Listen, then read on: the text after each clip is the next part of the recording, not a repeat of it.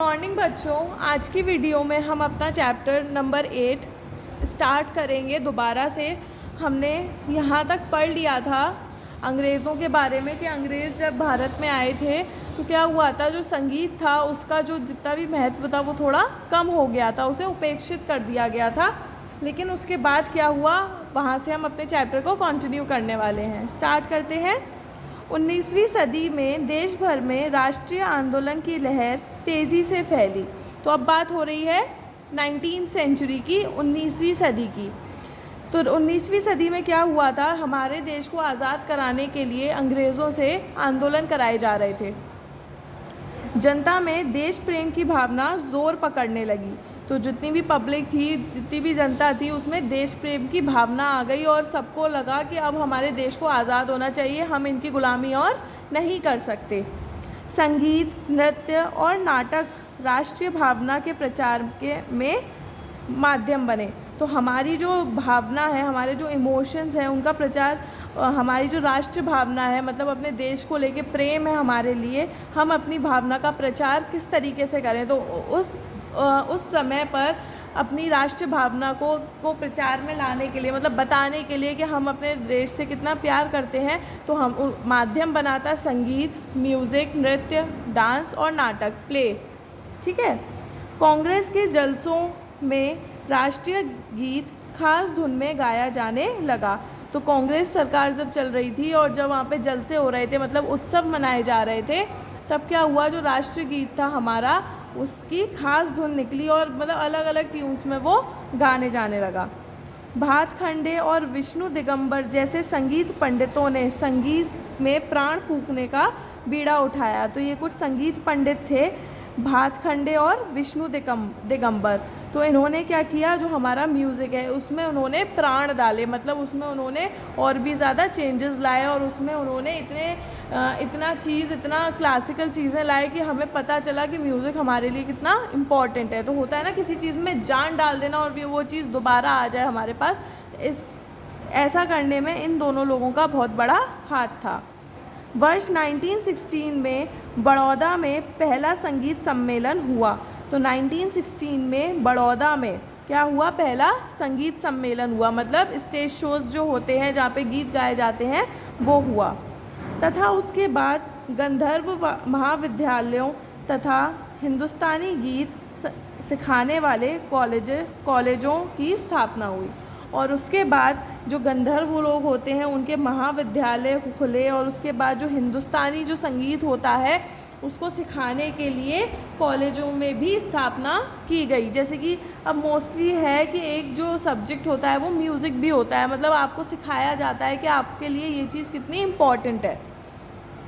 तो ये चीज़ मतलब हमारी पढ़ाई में भी आने लगी। फिर उसके बाद स्वतंत्रता प्राप्ति के पश्चात संगीत नाटक अकादमी की स्थापना हुई और तब से भारतीय संगीतज्ञों ने विभिन्न राज्यों में अपनी कला का प्रचार और प्रदर्शन करना आरंभ कर दिया। फिर जब स्वतंत्रता मिल गई, हमारा देश आज़ाद हो गया, उसके बाद जो नाटक अकेडमी होती हैं वो सब खुली और उसके बाद जो हमारे म्यूज़िशियंस थे, इंडियन म्यूज़िशियंस थे, उन्होंने अलग अलग स्टेट्स में अपनी जो कला है, अपनी जो कला है उसका क्या किया, प्रदर्शन किया। दक्षिण भारत में कर्नाटक संगीत तथा शेष भारत में हिंदुस्तानी पद्धति प्रचलित हुई। तो दक्षिण भारत मतलब साउथ इंडिया, ठीक है, इंडिया का सदर्न पार्ट, उसमें क्या हुआ, कर्नाटक संगीत निकला और जो शेष भारत है और बचे हुए भारत में, मतलब और भारत के पार्ट्स में हिंदुस्तानी जो पद्धति चलती आ रही है वो और भी ज़्यादा प्रचलित हुई। इसके अतिरिक्त विदेशों में भी सांस्कृतिक केंद्र स्थापित कर संगीत शिक्षा देने की व्यवस्था की गई। तो इसके अतिरिक्त मतलब इससे हट कर जो विदेश हैं, ठीक है, फॉरेन में भी क्या होने लगा, हमारा जो सांस्कृतिक केंद्र है उसकी भी स्थापना की गई, मतलब म्यूज़िक सिखाने के लिए। मतलब इंडियन म्यूज़िक वहाँ के लोग बहुत जागरूक तरीके से सीखना चाहते थे, इसलिए वहाँ पर उस चीज़ की स्थापना की गई और वहाँ भी संगीत शिक्षा को देने की व्यवस्था की गई, कैसे उन्हें भी संगीत की शिक्षा दी जाए। आप लोगों को पता होगा आज भी फॉरेन्स में स्टेज शोज़ होते हैं और इंडिया से म्यूजिशियंस जाते हैं और वहाँ पर जाके स्टेज शोज़ करते हैं, संगीत गाते हैं, और आप मानेंगे नहीं उन्हें हिंदी इतनी अच्छी तरीके से नहीं आती, लेकिन तब भी वो क्लासिकल म्यूज़िक बहुत ज़्यादा फेवर करते हैं और उसे सुनते हैं। स्पेशली वो हमें बुलाते हैं भारत से म्यूजिशियंस को सुनने के लिए।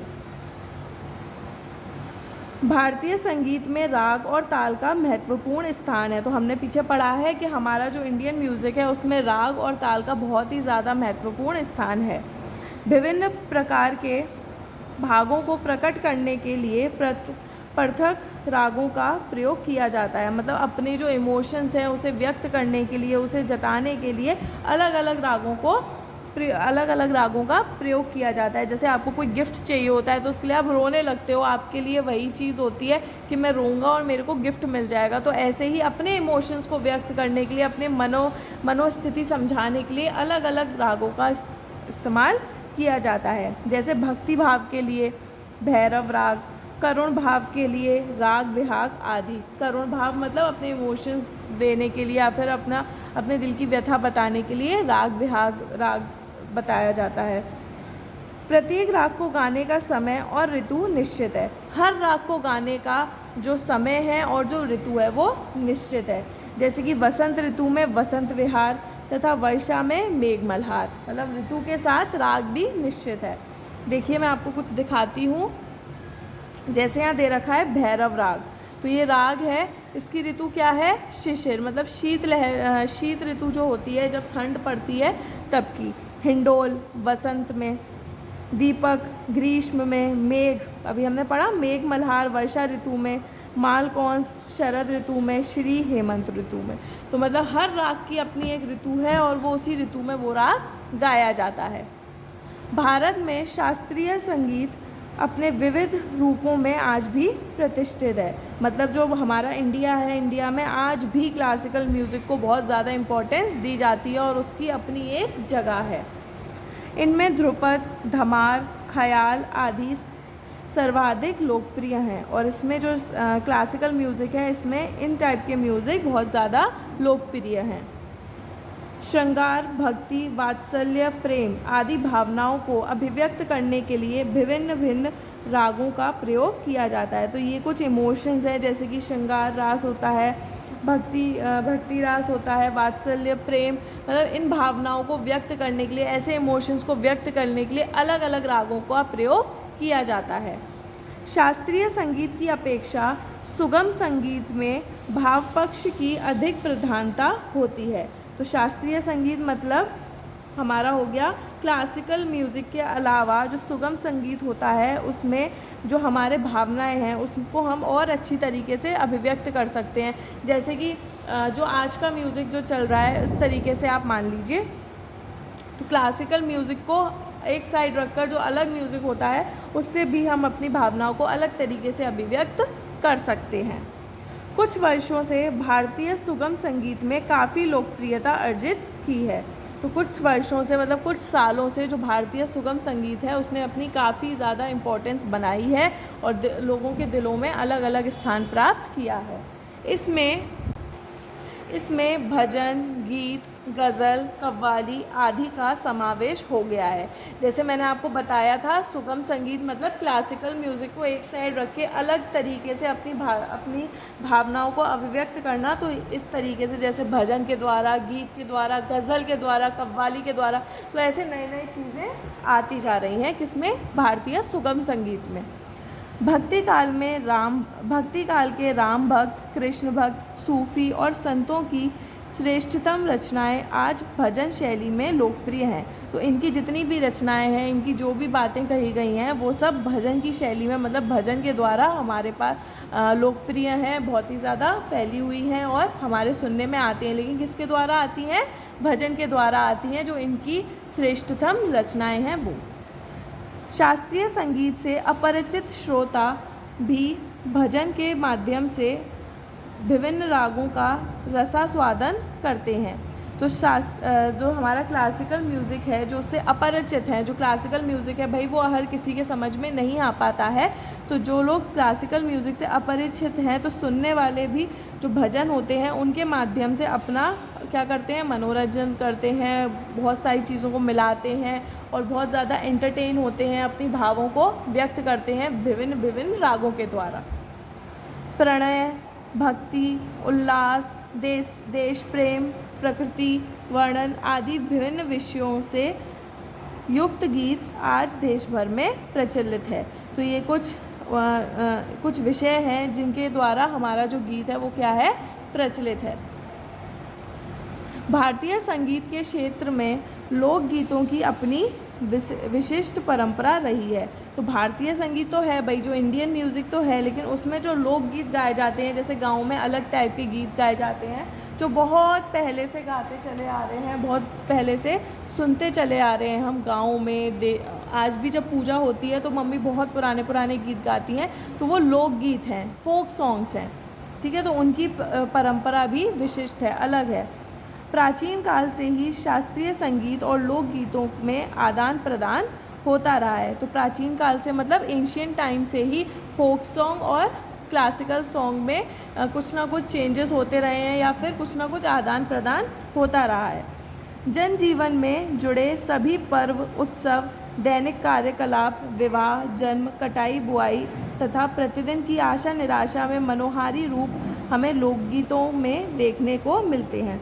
तो जनजीवन से जुड़े सभी पर्व, मतलब जो हमारे पर्व जो भी हम बनाते हैं, उत्सव, फेस्टिवल्स वगैरह बनाते हैं, रोज़ के जो काम होते हैं, विवाह होता है, जन्म होता है किसी का, जो खेतों में कटाई होती है, बुआई होती है, तो जो गीत वहाँ पर गाए जाते हैं, या फिर हमारे अंदर निराशा है, आशा है, खुश भी है, तो भी वो एक लोकप्रिय गीत होता है। जो गीत अभी चल रहे हैं वो तो चल रहे हैं, लेकिन जो बहुत पहले से चलता आ रहा है, जो हमारा फोक सॉन्ग है, वो भी अभी भी क्या है, मनोहारी है, बहुत ज़्यादा हमारे मन को शांति पहुँचाता है।